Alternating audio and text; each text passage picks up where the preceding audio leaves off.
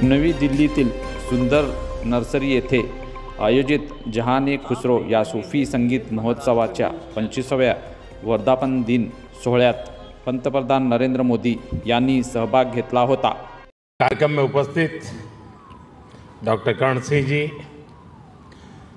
मुजफ्फर अली जी, मीरा अली जी, अन्य महानुभाव, देवी और सज्जनों, आज जहान ए खुसरो में आकर मन खुश होना बहुत स्वाभाविक है।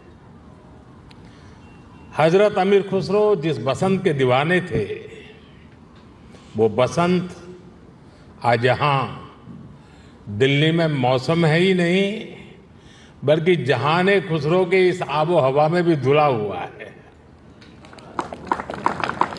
हजरत खुसरो के शब्दों में कहें तो सकल बन फूल रही बरस सरसों, सकल बन फूल रही सरसों, अम्बवा फूटे टेसू फूटे, कोयल बोले डार डार। यहां माहौल वाकई कुछ ऐसा ही है। यहां महफिल में आने से पहले अभी मुझे तह बाजार घूमने का मौका मिला। उसके बाद बागे फिरदौस में कुछ साथियों से भी अलग जलब दुआ सलाम हुई। अभी नजरे कृष्णा और जो विभिन्न आयोजन हुए, असुविधा के बीच कलाकार के लिए माइक की अपनी एक ताकत होती है, लेकिन उसके बाद भी प्रकृति के सहारे उन्होंने जो कुछ भी प्रस्तुत करने का प्रयास किया, शायद उनको भी थोड़ी निराशा हुई होगी। जो लोग इस आनंद को पाने के लिए आए थे, उन भी ऐसे अवसर भी जीवन में बहुत कुछ सीख दे करके जाते हैं। मैं मानता हूं आज का अवसर भी हमें सीख दे करके जाएगा। साथियों, ऐसे मौके देश की कला संस्कृति के लिए तो जरूरी होते ही हैं, इनमें एक सुकून भी मिलता है। जहान ए खुसरो का ये सिलसिला अपने 25 साल भी पूरे कर रहा है।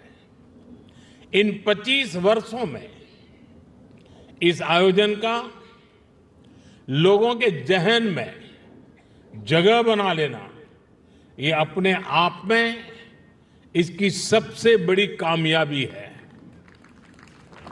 मैं डॉक्टर कर्ण सिंह जी, मित्र मुजफ्फर अली जी, बहन मीरा अली जी और अन्य सहयोगियों को इसके लिए बहुत बहुत बधाई देता हूं। जहान ए खुसरो का ये गुलदस्ता इसी तरह खिलता रहे, मैं इसके लिए रूमी फाउंडेशन को और आप सभी को बहुत बहुत शुभकामनाएं देता हूं।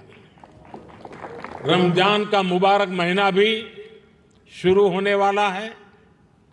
मैं आप सभी को और सभी देशवासियों को रमजान की भी मुबारकबाद देता हूं। आज मैं सुंदर नर्सरी आया हूं तो हिज हाइनेस प्रिंस करीम आगा खान को भी याद आना मुझे बहुत स्वाभाविक है।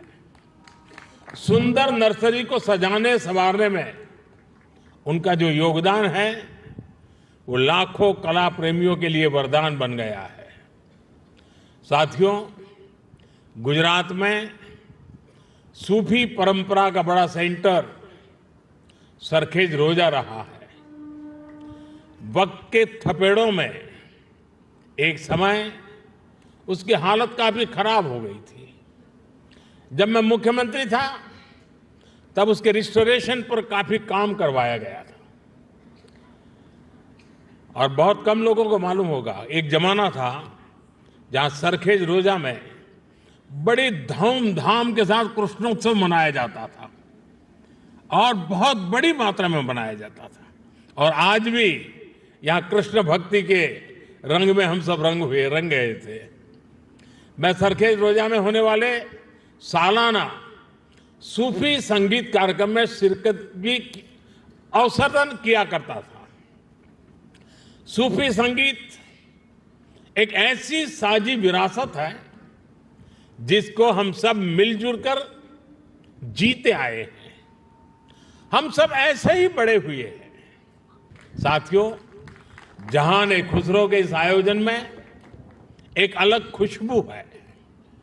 ये खुशबू हिंदुस्तान की मिट्टी की है। वो हिंदुस्तान जिसकी तुलना हजरत अमीर खुसरो ने जन्नत से की थी। हमारा हिंदुस्तान जन्नत का वो बगीचा है जहां तहजीब का हर रंग फला फूला है। यहां की मिट्टी के मिजाज में ही कुछ खास है। शायद इसलिए जब सूफी परंपरा हिंदुस्तान आई तो उसे भी लगा जैसे वो अपनी ही जमी से जुड़ गई हो। यहां बाबा फरीद की रूहानी बातों ने दिलों को सुकून दिया। हजरत निजामुद्दीन की महफिलों ने मोहब्बत के दिए जलाए। हजरत अमीर खुसरो की बोलियों ने नए मोती पिरोए और जो नतीजा निकला वो हजरत खुसरो के इन मशहूर पंक्तियों में व्यक्त हुआ। बन के पंछी भय बावरे, बन के पंछी भय बावरे, ऐसी बिन बजाई सांवरे, तार तार की तान निराली, जुम रही सब वन की डारी। भारत में सूफी परंपरा ने अपनी एक अलग पहचान बनाई। सूफी संतों ने खुद को महज मस्जिदों या खानकाहों तक सीमित नहीं रखा। उन्होंने पवित्र कुरान के हर्फ पढ़े तो वेदों के स्वर भी सुने।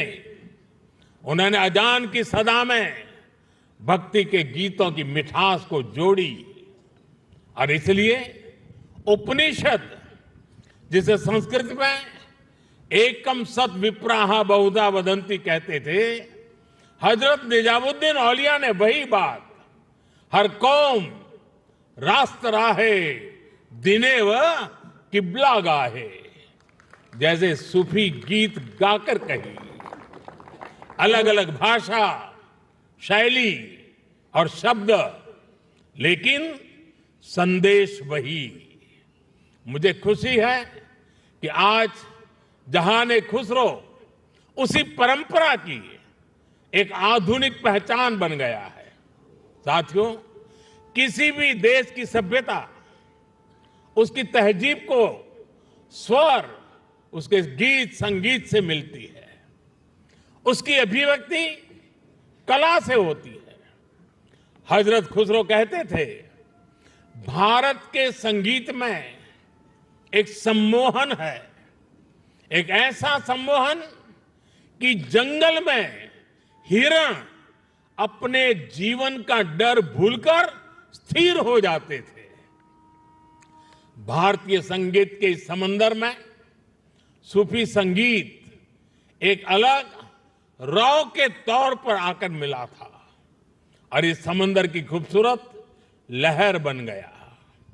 जब सूफी संगीत और शास्त्रीय संगीत की वो प्राचीन धाराएं एक दूसरे से जुड़ी तो हमें प्रेम और भक्ति की नई कल सुनने को मिली।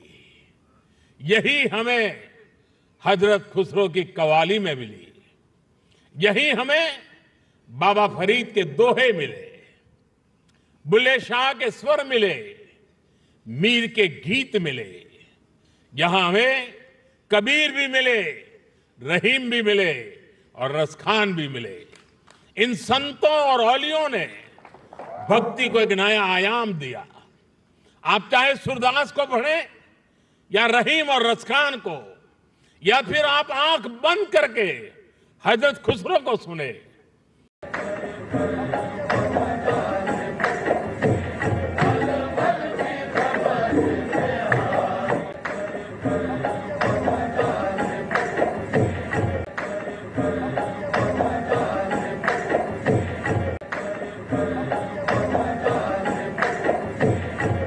हमारा हिंदुस्तान जन्नत का वो बगीचा है जहां तहजीब का हर रंग फला फूला है। यहां की मिट्टी के मिजाज में ही कुछ खास है।